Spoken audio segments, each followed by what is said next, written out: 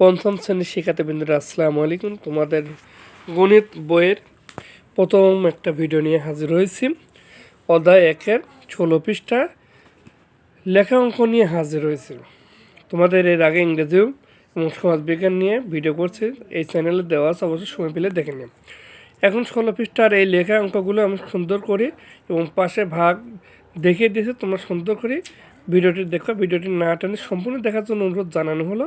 সব অঙ্কগুলো অর্থাৎ 9 থেকে 11 পর্যন্ত অঙ্ক ব্যাখ্যা এবং তারপরে ভাগ গুণ সবগুলো করে দেওয়া আছে। সাধারণত এই অঙ্কের মতো ক্রমবর্ধমান সংখ্যা বলতে বোঝায় ভাগশেষ থাকলে সেক্ষেত্রে ভাগফল যা থাকবে তার সাথে এক যোগ করে পূর্ণ সংখ্যা নিতে হবে।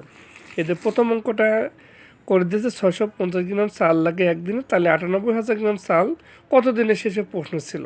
আমি যে সুন্দর করে দিয়েছি, লিখছে 650 গ্রাম চাল লাগে একদিনে, তারপর 98,000 গ্রাম চাল লাগে, ভাগ দিচ্ছে। ভাগটা যে পাশে বাম পাশে দেখিয়ে দিয়েছে ভাগফল 150 ভাগশেষ 500।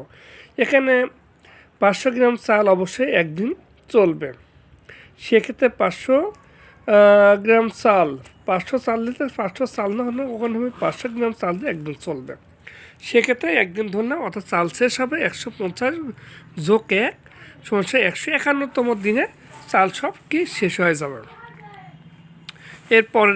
এরপরের অঙ্কটা সুন্দর করে আমি করে দেওয়ার চেষ্টা করেছি। 128টা কাগজ দিয়ে বই তৈরি করা যাবে একটি, অর্থাৎ 70,000 কাগজ দিয়ে বই তৈরি করা যাবে। এখানে ভাগ করেছে, ভাগটা সুন্দর করে দেওয়া আছে, না বুঝতে পারলে কমেন্টে বলবা, ঠিক আছে? পরবর্তীতে আমি একটা ভিডিও নিয়ে সুন্দর করে বোঝানোর চেষ্টা করব।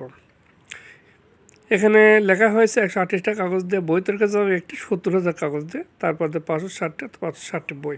পাশে ভাগটা দেখে দিয়েছি, বুঝতে না পারলে বলবা।